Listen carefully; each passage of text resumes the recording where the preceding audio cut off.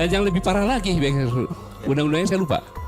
Itu 3 tahun kemudian Kapolri boleh meninjau ulang. Oh, Perpol itu, peraturan Kapolri nomor 22 tahun nomor 7 tahun 20 ini yang saya sampaikan tadi. 2020 ya. Tadi saya katakan 69 ya, saya nggak tahu pasal berapa. Itu bisa. Ya. Inilah yang saya himbau kepada Presiden dan Menko Polhukam untuk meninjau peraturan polisi yang seperti ini. Ini kurang ajar.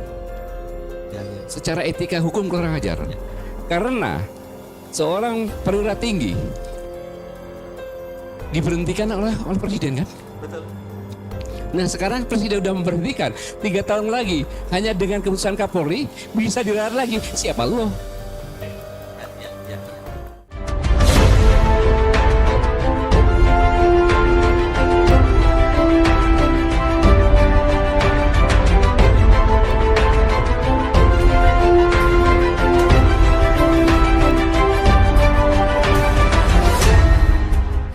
Tonton video ini sampai selesai agar Anda tidak gagal paham.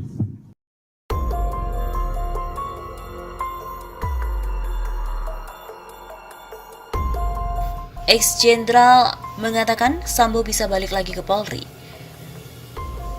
Gatot Nurmantio pun menghimbau Jokowi untuk meninjau aturan ini.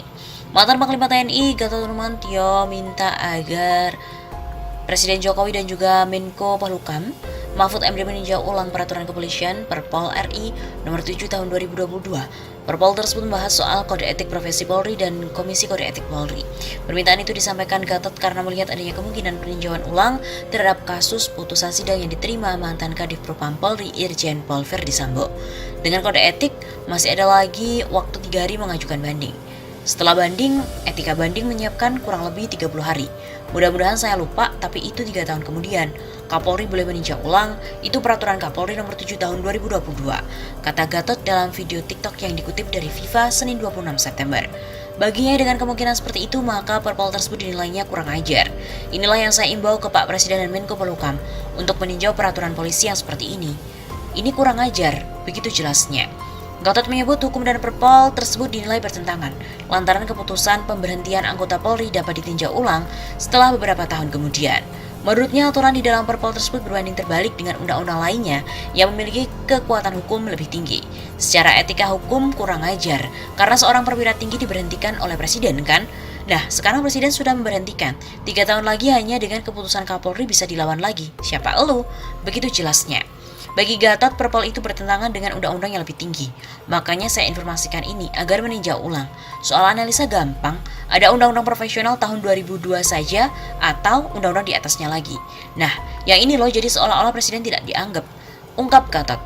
Maka dari itu, Gatot dengan tegas meminta agar peninjauan ulang terhadap Perpol nomor 7 tahun 2022 dapat segera dilakukan, sebab hal ini tidak menutup kemungkinan adanya peninjauan kembali terhadap putusan sidang etik Verdi Sambo serta tersangka lain yang terlibat dalam kasus pembunuhan Nofriansyah Joshua Huta Barat alias Brigadir J. Bisa ditinjau lagi untuk keputusan pemecatan Verdi Sambo CS dalam sidang etik dan minta ke Presiden untuk gimana ceritanya ini. Maka saya hanya menghimbau saja, mari kita sama-sama saksikannya, ujar Gatot.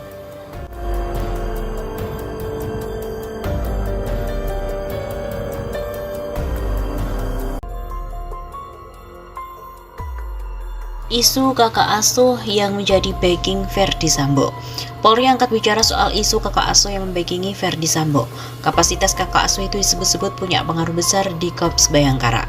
Terkait kakak asuh, adik asuh itu kan kembali lagi hanya dugaan, ujar Kadif Humas Polri, Irjen Dedi Prasetyo kepada wartawan Jumat 23 September. Dedi menyampaikan pihaknya telah melakukan koordinasi dengan tim khusus atau tim sus yang menangani kasus Verdi Sambo. Ditemukan jawaban tidak ditemukan sosok kakak asuh itu. Sejauh ini, upaya obstruction of justice atau penghalangan penyelidikan dan penyidikan kasus yang menetapkan Verdi Sambo sebagai tersangka telah diketahui. Bahkan, ada 7 orang yang terlibat dalam obstruction of justice dan mereka pun telah ditetapkan sebagai tersangka. Tapi yang jelas sudah berkoordinasi dengan Pak Dir maupun Propam itu tidak ada, ungkap Dedi. Dedi menekankan tim sus saat ini fokus pada pokok perkara yakni pemberkasan kasus pembunuhan berencana Brigadir J dan persidangan etik terhadap para polisi yang terlibat. Jangan melenceng dari pokok substansi, begitu kata Dedi. Informasi soal keberadaan kakak asuh Verdi Sambo itu pertama kali diungkap oleh Guru Besar Ilmu Politik dan Keamanan Unpad Universitas Pajajaran yang juga merupakan eks-penasihat Kapolri, Muradi. Kala itu dia menyebut kakak asuh Verdi Sambo memiliki kekuatan yang cukup besar di tubuh Polri. Kakak asuh dalam model konteks yang sudah pensiun, ada yang belum. Nah, ini yang saya kira yang agak keras di dalam. Kan itu situasinya sebenarnya karena kakak asuh itu punya peluang, punya powerful yang luar biasa, ungkap Muradi. Bahkan kakak asuh ex-Kadif Propam itu disebut ada yang masih anggota aktif Polri maupun telah purnawirawan. Mereka diduga membantu Verdi Sambo untuk keluar dari jeratan kasus pembunuhan Brigadir J, atau paling tidak mendapatkan sanksi yang lebih ringan. Ya, kemungkinan ada kan bisa untuk melobi meminta, kata Muradi. Terkait dengan kakak asuh, pengamat juga mengomentari hal tersebut.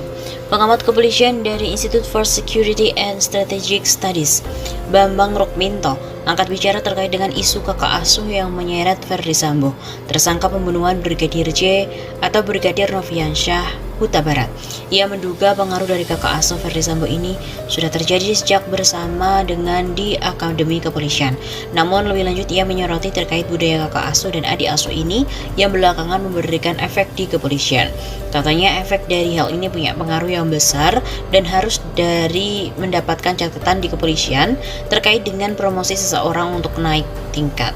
Pengaruh kakak asuh adik asuh ini sejak di Akpol terkait dengan pola promosi di internal. Tidak ada merit sistem yang berjalan. Ini tidak bagus. Aturan ada di kepolisian, fakta di lapangan yang berjalan tidak ada, tidak berjalan. Ujarnya di redaksi Kompas Pagi Kompas TV pada Jumat 23 September. Saya masih ingat dulu untuk jadi bintang 3 atau bintang 2 yang punya posisi penting.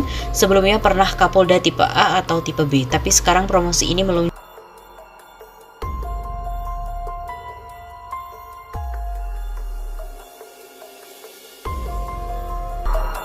Akhirnya, terbongkar satu persatu momen detik-detik sebelum Brigadir J tewas terekam kamera CCTV. Sosok ini juga terekam.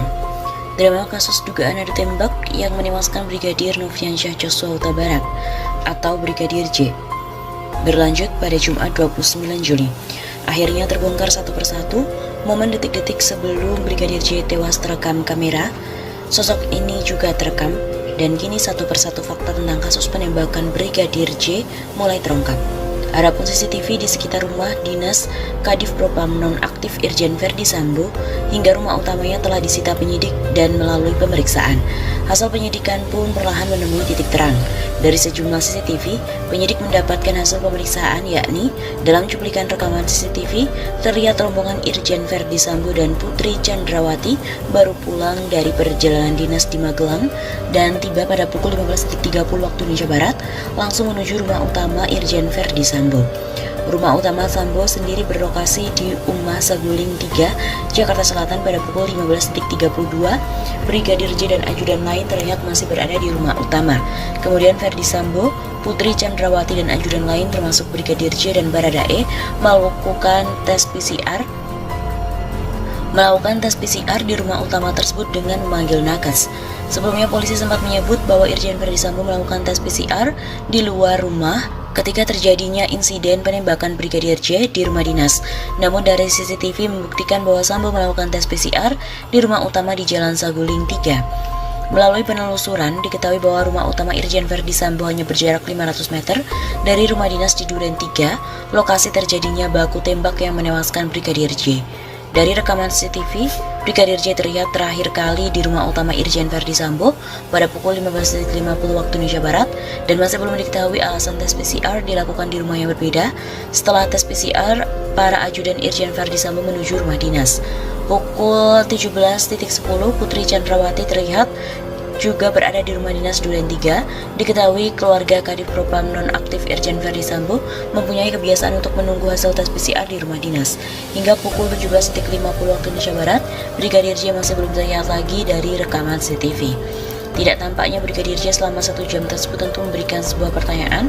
Dilansir melalui Viva, salah satu petugas pengawal Irjen Verdi Sambo terlihat melintas depan rumah dinas TKP penembakan Brigadir J sambil menaiki motor. Diketahui pada hari yang sama, Ferdi Sambo dari tempat tinggalnya di rumah utama yang berlokasi di Jalan Saguling, Kompleks Polri Duren 3, Jakarta Selatan, hendak berangkat main badminton bersama mantan Kapolri Jenderal Purnawirawan Idham Aziz. Berdasarkan penuturan dari sumber, Irjen Ferdi Sambo yang melintas depan rumah dinasnya di Jalan Duren 3 mendengar teriakan istri minta tolong. Ia pun meminta supirnya untuk berhenti di TKP, diikuti oleh petugas pengawal yang juga segera berhenti. Yang terekam itu pengawalnya aja naik motor di CCTV sekitar TKP. Pengawalnya itu dorong motor pakai kaki mundur, bukan balik kanan ke rumah yang jadi TKP baku tembak. Begitu ungkapnya.